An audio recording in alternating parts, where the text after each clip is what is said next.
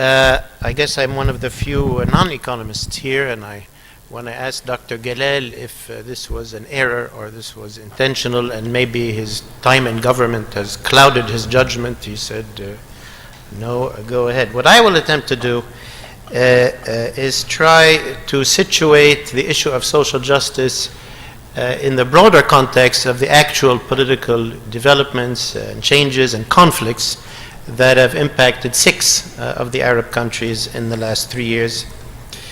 Look at key issues. To what degree did social justice issues, were they drivers of the uprisings? What was the understanding of these social justice issues? How have the uprisings and transitions themselves impacted social justice? What is the interplay between politics and social justice? And what are the prospects for social justice today, 3 years after the uprisings and moving forward? First of all, talking about political transitions and what is the link between politics and economics, or politics and social justice. Well, in a way, politics is all about economics. As Laswell defined, one of the definitions of politics is who gets what, when, and how, which is the essence of achieving or not achieving social justice. Also, politics is about power. Who holds power? Whose interests, economic interests and other interests, are served through holding and wielding power. When we talk about transitions, presumably we mean transitions towards democracy. But obviously transitions could be towards other directions, as we've seen in the Arab world, could be towards state collapse, towards conflict, polarization, civil war, or could transition to a reassertion of autocracy. Social justice and democracy. In theory, democracy should improve social justice. And I say that because the basic essence of democracy is that you expand the pie of who exercises power, theoretically from a small elite to a wider voting public. That should mean that this wider voting public with more power will push for its interests to be served. And maybe that in the long run perhaps is the case. Many countries with high levels of social justice also happen to be advanced democracies. But many other democracies, as we've seen in presentations on the first day, whether it's the US or some other countries, have democracy but not high levels of social justice. It's also assumed that democracy will bring more transparency, hence more accountability, hence theoretically less corruption, and should bring better overall governance. In practice, however, this is certainly often not the case. As we also heard on the first day, and as many research shows, democracy can easily be captured by people with money, or people with guns, or people with other forms of influence, and can be diverted to serve narrow interests. It could also reduce governance efficiency. This is a frequent complaint that we hear. Some of our friends perhaps from Kuwait will say that too much parliamentary debate and so on might reduce the capacity of a government which wants to implement certain policies to do so efficiently. Studies have shown also democratization could increase inequality. It broadens the pie, it increases the participation in the economy, but it also allows for some to do better and perhaps some not to do as well. And indeed, in some studies, it is shown that takes place. Finally, on this issue, and this we have seen in the Arab world, democracy or forms of it could be offered as a substitute for equality or social justice. In a sense, this happened in the Arab world as the Arab states moved back from their commitments to full social justice in the early era of the 50s and 60s, retrenchment in the 70s and 80s. There was a sort of a compromise. Well, we'll let you hold elections, we'll allow some measure of freedoms and so on in exchange for not having social justice. So one must be very careful about making the link between social justice and democracy. The pre-uprising conditions that we've heard a lot about today and in other sessions, as we know, a repressive rentier and crony capitalist state and state economy system. Significant amounts of growth, 5, 6, 7%, but with persistent levels of unemployment, poverty, inequality at all levels. A large public sector and a constrained private sector, declining quality and quantity of public services, and a very large youth bulge. This was accompanied by generally a closing of political space, decline of political parties, all of which would have an impact on the course of the uprisings, and a decline of labor movements and leftist movements, and an occupation of the social space, in many cases by Islamic movements, rather than labor movements or leftist movements, as was the case in the 50s and 60s. This would have a big impact on the uprisings and their direction later on. Also, the context was a breakdown of the old social contract. The socialist or semi-socialist commitments of the 50s and 60s were abandoned. The revolutionary idea that many of the leaders from Nasser to others proposed, that their regimes were in a sense transitions that would lead to a very different future of freedom, prosperity, equality, and so on, and hence it's okay if you give up your political rights and political freedom, certainly came to naught, and the regimes settled into dynastic security states, which was the case of the majority of Arab countries, whether they were actually monarchical dynasties or in many cases presidential dynasties. As I mentioned, they adopted the rhetoric and the facade of democracy as an alternative to other forms of legitimacy, and they adopted neoliberal economic policies, advertising GDP growth rather than issues of equity or social justice. It's important to note the external environment when the uprisings took place. Regionally, power had shifted from the 50s and 60s. Certainly Egypt was the center both of thought and power in all of its forms, media, military, creativity, and so on, and other capitals like Beirut, Damascus, Baghdad. Power had shifted decisively to a very conservative Gulf. The West was mired in economic and fiscal problems. No external support structure for the transitions. When we look at Central and Eastern Europe, you had the EU with arms extended, encouraging and supporting these transitions. Even Turkey, which over the last 2 decades made perhaps the most successful political and economic transition or growth, although it's stumbling right now, largely did so because of its proximity to the EU and its accession process, even though it was one that did not result in actual accession. Also, we're at a time when the international or the global order no longer has sort of a leftist, rightist axis. Counterbalancing the Washington consensus long ago was a kind of Moscow consensus, which for better or for worse certainly did emphasize issues of social justice and equality, and that had a huge impact in the 50s and 60s. All of the global capitals today do not promote any major emphasis on social justice, nor does the Doha consensus or the Riyadh consensus or other regional consensus. There's no external prioritization of social justice. Rather, the region and the global order in the last 3 years has been increasingly mired in a conflictual proxy kind of battle, whether it's among regional powers or including international ones. Social justice was a major driver of the uprisings as expressed in the slogans of the revolutions themselves: bread, freedom, and social justice. Interestingly, I would say, and this goes back to some of the talks on day one, social justice understood popularly in both ways. Social justice as equal opportunity or fairness. I'm sure none of them, very few, have read John Rawls, but the issue for many of them, their complaint was not that there is poverty, but that those who are rich and those who are poor reach those conditions through either corruption, unfair practices, repression. It's not a fair system.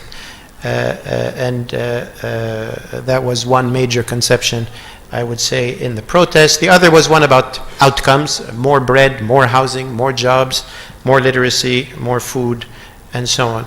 These two understandings of social justice, I would say, imply different emphases on potential solutions and how do people understand them.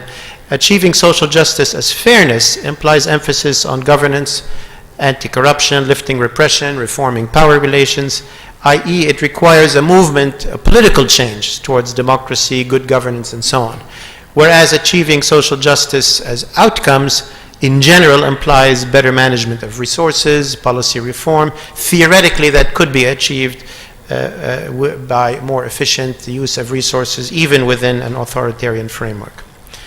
The uprisings themselves, yes, perhaps were spearheaded by middle class or upper middle class urban youth, but indeed they were joined in different, certainly in the main events in Egypt twice, and in some of the other countries by urban and rural, middle class, lower class, employed and unemployed, youth, women. It really was a very wide scale set of uprisings.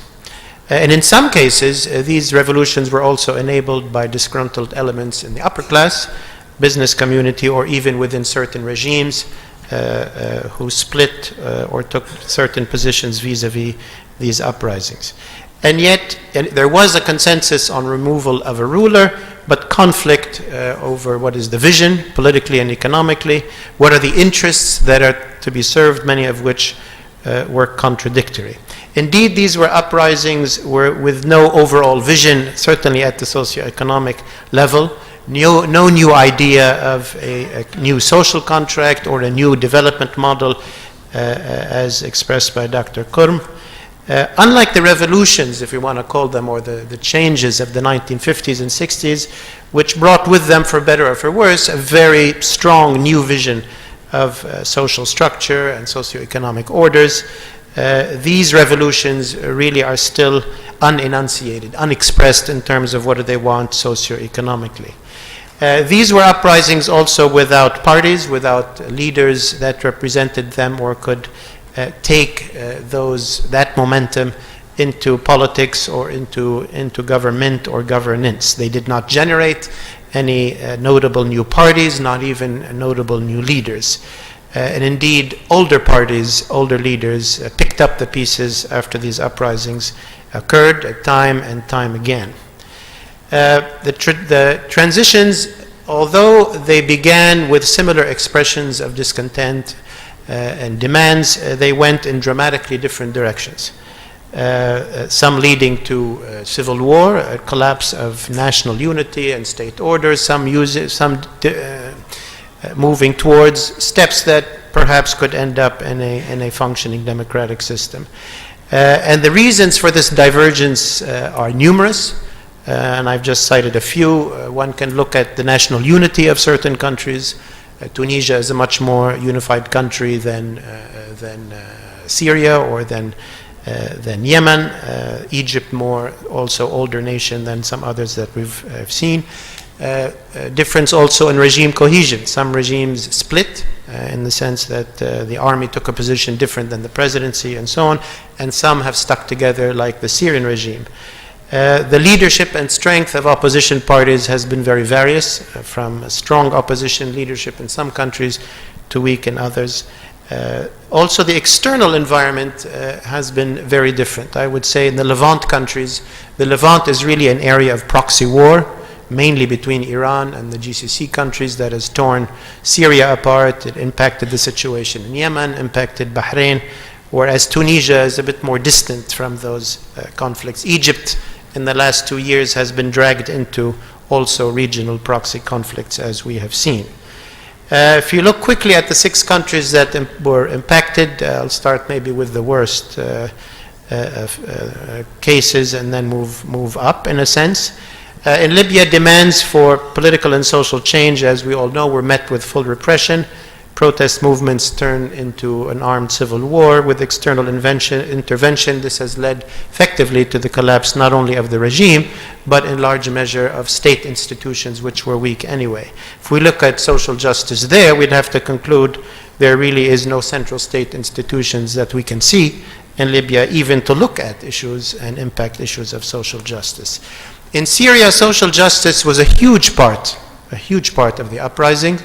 The shift from old social commitments to neoliberal policies created great divergences in Syria, a marginalization and repression, particularly of the old rural power bases, which used to be the support for the regime, as well as drought conditions and rising corruption and inequality within the regime itself, really drove much of the early protests.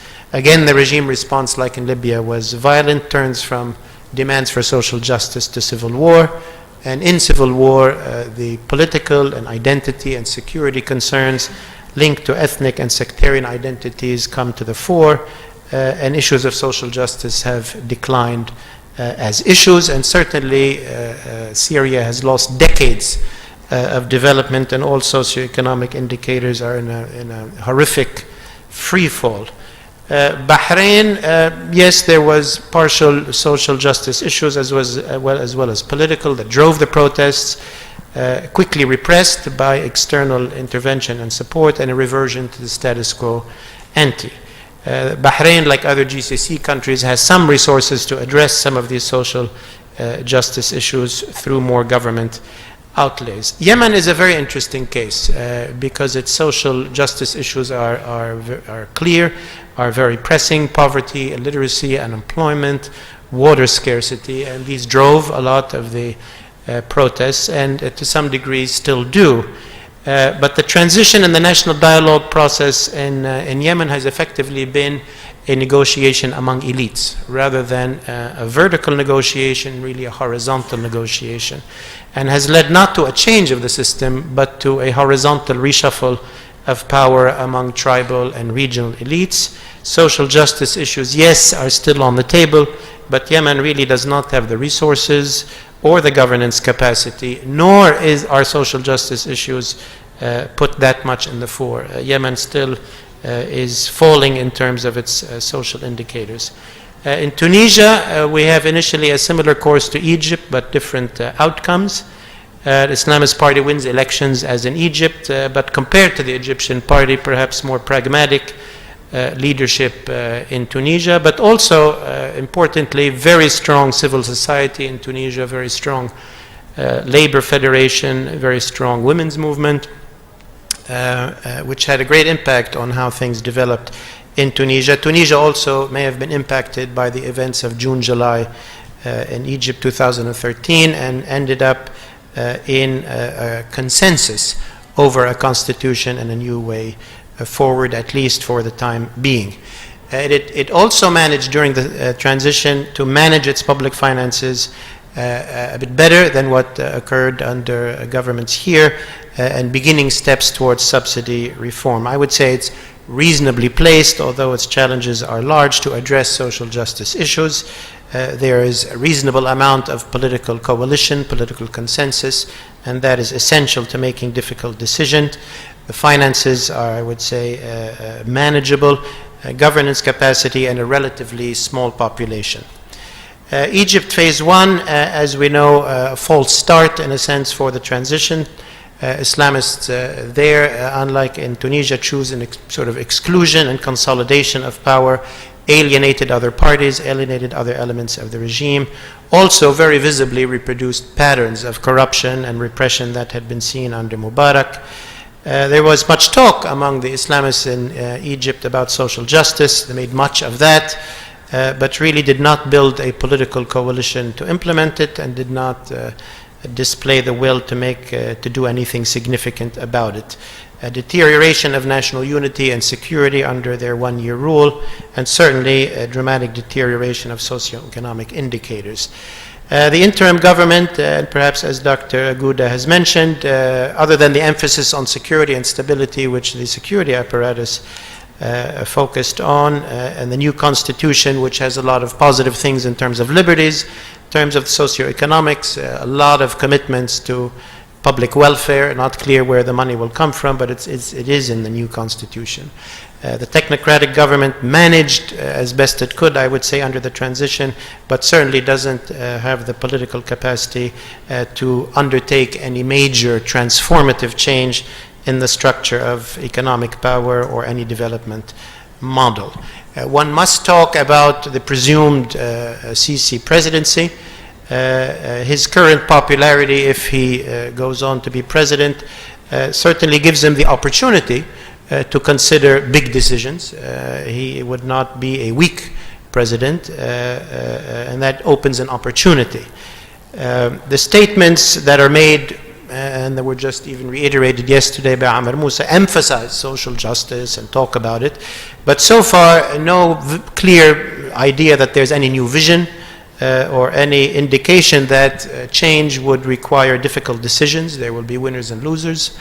But generally the statements are, we'll make everybody happy, everybody will be better off. Clearly that is not going to take place. Politically speaking, it's not clear which alliances and ruling coalition he will assemble. At the end of the day, there's no such thing as a strong ruler. There's only a ruler with strong coalitions and strong alliances. Those coalitions and alliances will reflect which interests that ruler serves. And one has to make trade-offs. If you want to be supported by the middle class, that will have repercussions perhaps on the lower class. If you're more reliant on the upper class, that will have repercussions on other groups. If you exclude the youth, you have to find another base of support. And hence the political alliance structure of General Sisi, if he ends up being president, is not clear. And without knowing what that political coalition will be, very difficult to imagine what the economic policies and economic outcomes will be. Egypt today, I think as we've heard, is in dire straits, is in a very difficult condition. The social and economic indicators are bad and getting worse. The government has stretched public finances, a huge population, sluggish, dysfunctional governance, and no clear coalition, no clear vision for reform or a new model, and no clear coalition to implement it. So 3 years into the MENA transitions, I would say certainly the picture for social justice is much worse than it was 3 years ago and doesn't look very promising. Now, on the other hand, transitions are always difficult. They always take time, and all parts of the world they've taken often years or decades even rather than years. Economic decline always occurs in economic transitions. A recent study by the IMF indicated that the global average in transitions is 5 years until the country gets back to where it was at the beginning of the transition, and that's an average. Certainly in the Arab countries it might take longer. The Arab transitions, for many of the reasons I mentioned, have been much rougher than transitions in Europe or Asia or even Latin America. In some cases they've led to complete state collapse, but in others there might be some hope. And social justice in general has taken a backseat to political, ideological, or some cases sectarian issues. This is again very different from the mood of the 1950s and 60s, where social issues were and remained at the top of priorities. It's hard to find them in the political discourse today. Also, what's clear and very different than the 50s is the absence of a clear vision, even among thinkers. I think what Dr. Qurm mentioned is a potential type of vision that could be appealing, that's transformative, that goes beyond sort of technocratic talk about managing the public finances, reforming the subsidy system, which certainly will not galvanize public enthusiasm or give any support for any leader to do anything major.